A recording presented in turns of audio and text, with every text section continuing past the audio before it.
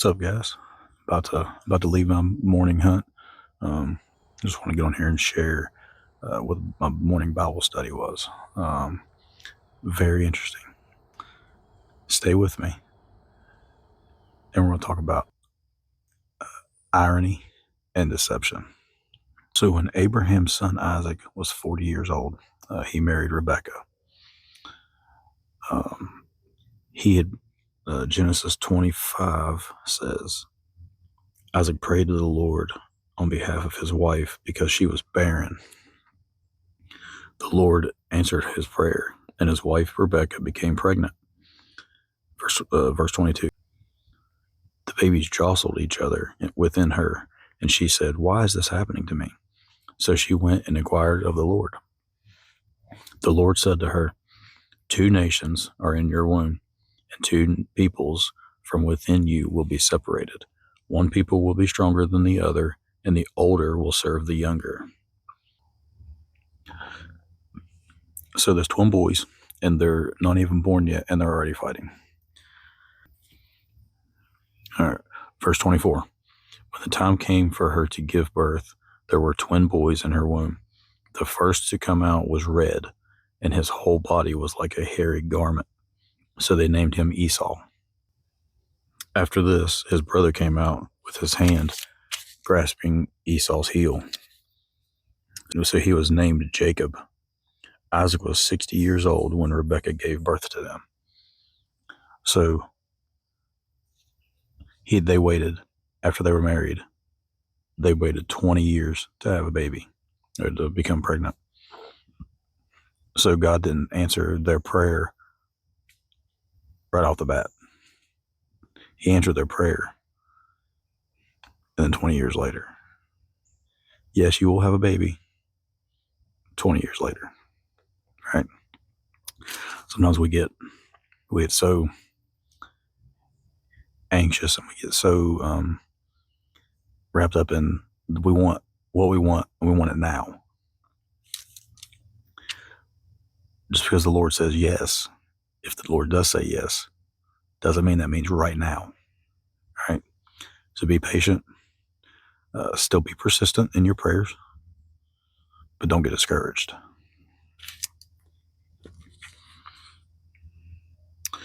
Verse 27, the boys grew up, and Esau became a skillful hunter, a man of the open country, while Jacob was a quiet man, staying among the tents.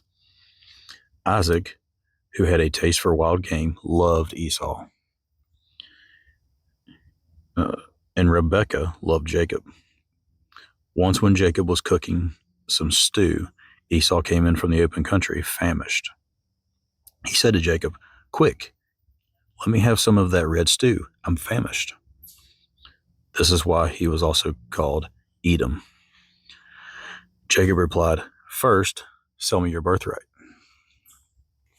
Now, a birthright is something that it's like an inheritance to the firstborn, right? It's a very big deal in this culture.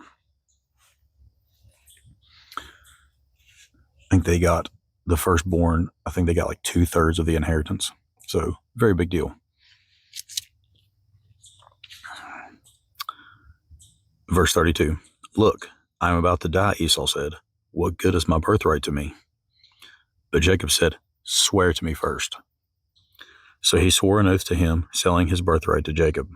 Then Jacob gave Esau some bread and some lentil stew. He ate and drank, and then got up and left. So Esau despised his birthright. And in this culture, that would have been a very big sin, what Esau just did. He gave up his birthright. Think about this. He gave up all the inheritance that he was about to receive for a bowl of stew, just because he was hungry. Was he actually starving to death? Probably not. But the text doesn't say. A skillful hunter starving to death. I doubt it. Especially since his father would have had flocks. I mean, a lot of animals. He could have just went and killed one to eat. Right? They had food. All right, so then we skip on to chapter 27. In Genesis chapter 27. And here's where it gets interesting. So when Isaac was old and his eyes were so weak that he could no longer see, he called Esau his older son and said to him, "My son." "Here I am," he answered. Isaac said, "I am now an old man and don't know the day of my death. Now then, get your weapons, your quiver and bow, and go out to the open country and hunt some wild game for me. Prepare me the kind of tasty food that I like and bring it to me to eat, so that I may give you my blessing before I die." Now Rebekah was listening as Isaac spoke to his son Esau. When Esau left for the open country to hunt game and bring it back, Rebekah said to her son Jacob. Now remember, Isaac loved Esau. Rebekah loved Jacob. They're already playing favorites.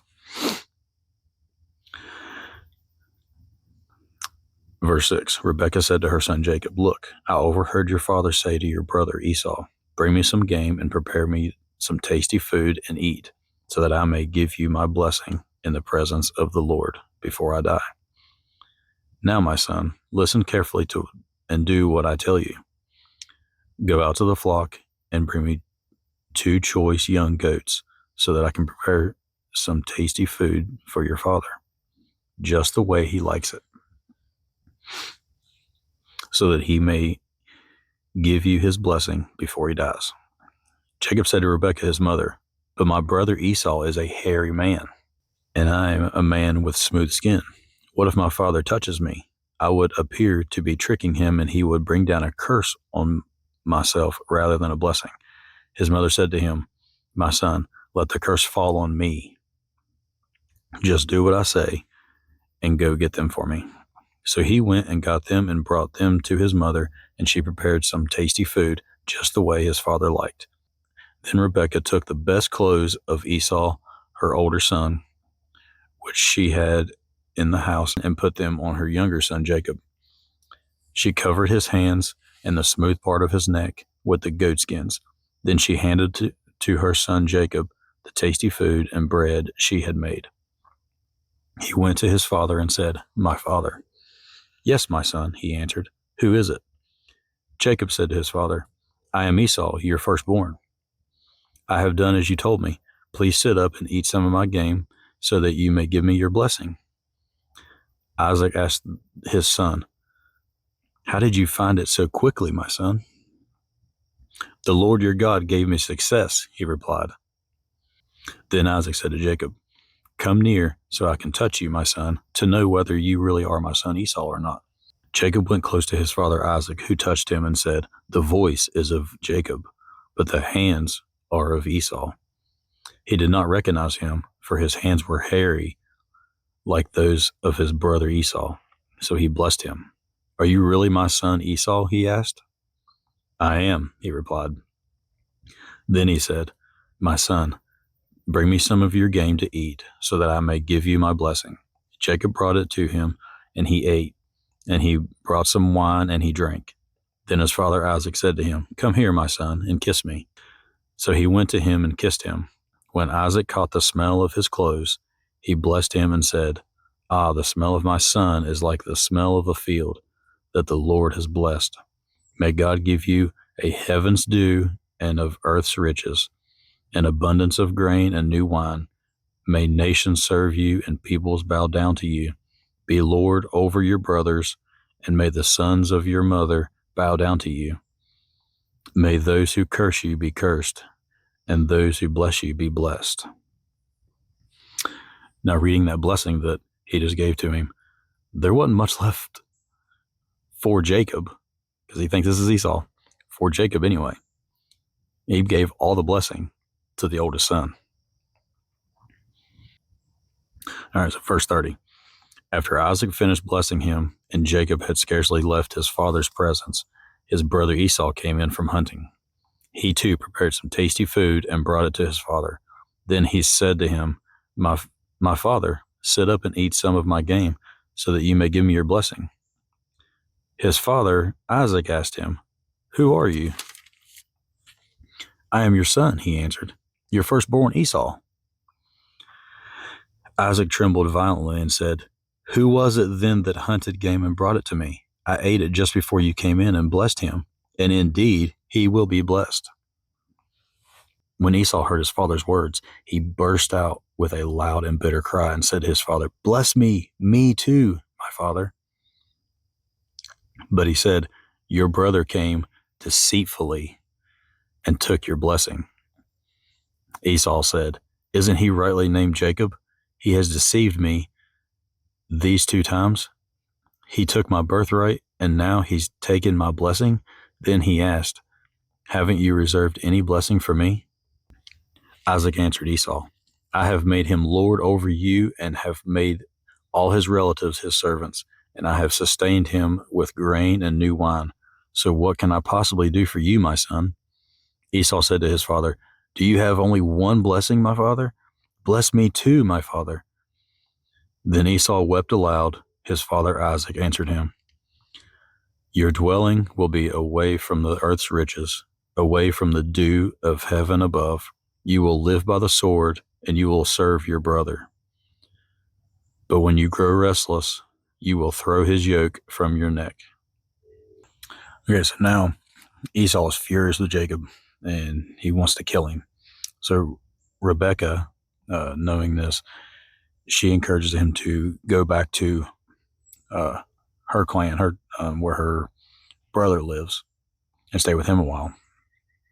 And he can find a wife there. So he does that on his journey there, on Jacob's journey there. He has a dream, and God speaks to him and says, I am the Lord, the God of your father Abraham and the God of Isaac.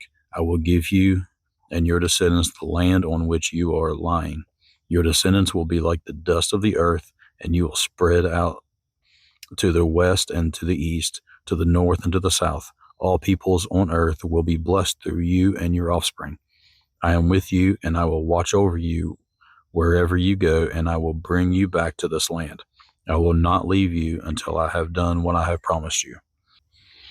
So Jacob goes to his uncle Laban and his mom's brother, and Laban has 2 daughters.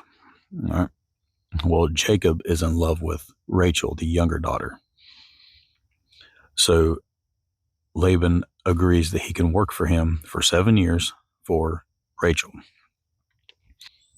All right, so in Genesis chapter 29, verse 21 says, then Jacob said to Laban, give me my wife, my time is completed, and I want to lie with her. So Laban brought together all the people of the place and gave a feast. But when evening came, he took his daughter Leah, the older daughter, and gave her to Jacob, and Jacob lay with her. And Laban gave his servant girl Zilpah to his daughter as a maidservant. When morning came, now mind you, it's dark, so you can't see that well. When morning came, there was Leah. So Jacob said to Laban, what is this you have done to me? I served you for Rachel, didn't I? Why have you deceived me? Laban replied, it is not our custom here to give the younger daughter in marriage before the older one. Finish this daughter's bridal week. Then we will give you the younger one also, in return for another 7 years of work. And Jacob did so. He finished the week with Leah, and then Laban gave him his daughter Rachel to be his wife. Laban gave his servant girl Bilhah to his daughter Rachel as a maidservant. Jacob lay with Rachel also, and he loved Rachel more than Leah. And he worked for Laban another 7 years. So not only did Rebekah deceive her husband Isaac, Rebekah's brother also deceives Rebekah's son Jacob. Sounds like a family trait. I just found that very interesting. All right, guys. Like and subscribe for more Bible studies and videos of In the Woods. And remember, Jesus loves you, and fight the good fight of faith.